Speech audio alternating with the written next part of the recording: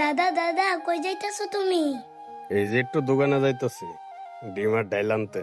দাদা দোকানে যাইতাছো? তাহলে আমার একটা মজা কিনা দিও। দাদা, আমার কাছে তো এনটিয়া নাই, তোমার পরে কিনে দিবনি। যাও, তুমি ঘরে যাও। দাদা দাও না একটা মজা কিনা, আমার খাইতে অনেক ইচ্ছা করতেছে। দাদারে, তোর মন চাইতেছে আমিও বুঝতেছি, কিন্তু আমার কাছে তো এত টিয়া নাই। আয়ো দোকান দেখ যাই, ডাইল আর ডিম কিনে নিয়ে আই। আলমগীর, কি কাকা, কি লাগবো? বাতিজা, 2টা ডিম দাও আর আধা পোয়া মশারি ডাল দাও। আচ্ছা কাকা, দিতাছি।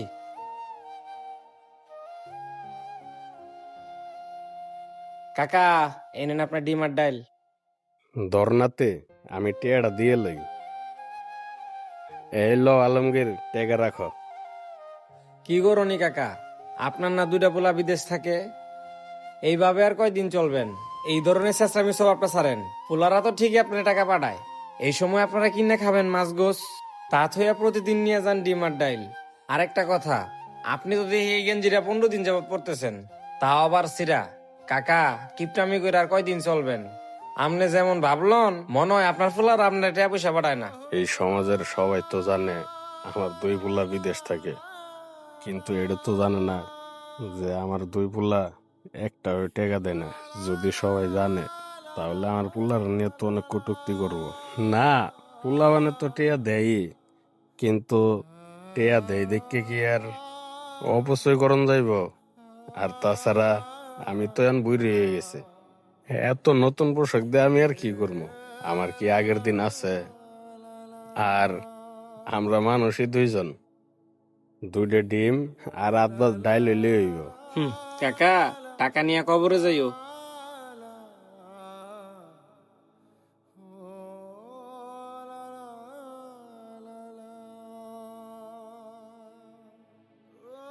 দাদা তুমি মিশা কথা কইলা কেন? কই মিশতা কইলাম দাদা? দাদা আব্বার কাকা তো তোমার বিদেশ থেকে একটা টাকাও দেয় না, তুমি অনেক কষ্ট করে চলো। আর তুমি দোকানে কইছো আব্বার কাকা নাকি তোমার টিয়া দেয়, তাহলে কও তুমি দাদা এটা মিশা কথা না? দাদারে, এটা যদি মিশতা হয় তাহলে তো প্রতিদিন কত বাপ মায়ে মিশতা কয়, সন্তানের ইজ্জত বাঁচানোর জন্য মিশতা কয়। তুই যখন বড় হইবি, তোর যখন ছেলে মেয়ে হইব, তখন ঠিকই বুঝবি। দাদারে, কোনো বাপ মা চায় না তার সন্তানদের সমাজের মানুষ কটাক্ষ করুক।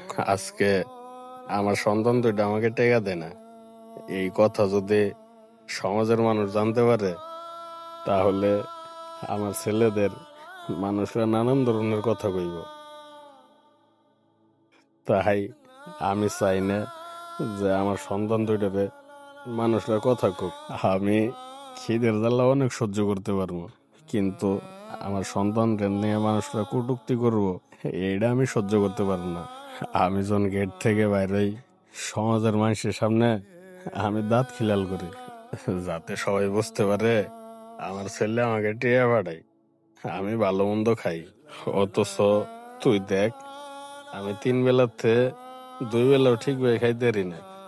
ডিম আর ডাল এগুলাই আমি 1-1.5 বছর ধরে খাইতেছি।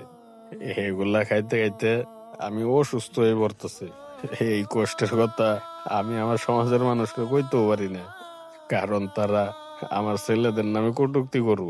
প্রয়োজনে আমি না খায় থাকবো, সিরে গেঞ্জি পরে থাকবো, তারপরও সমাজের মানুষদের আমার ছেলের নামে কটূক্তি করতে দিব না। দাদা এবার বুঝছি তুমি কেন মানুষের কাছে মিথ্যা কথা কও।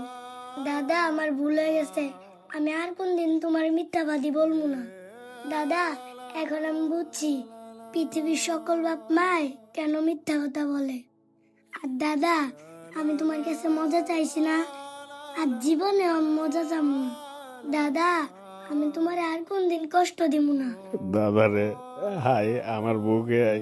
এই পৃথিবীর প্রত্যেকটা বাবা মাই মিথ্যাবাদী, কেননা তাদের ছেলে মেয়েদেরকে ভালো রাখার জন্য প্রতিনিয়ত মিথ্যা কথা বলে যাচ্ছে। যারা এই মিথ্যাবাদী বাবা মাকে ভালোবাসেন, তারা এই ভিডিওটাতে লাইক কমেন্ট শেয়ার করে দিয়ে পাশে থাকবেন। ধন্যবাদ।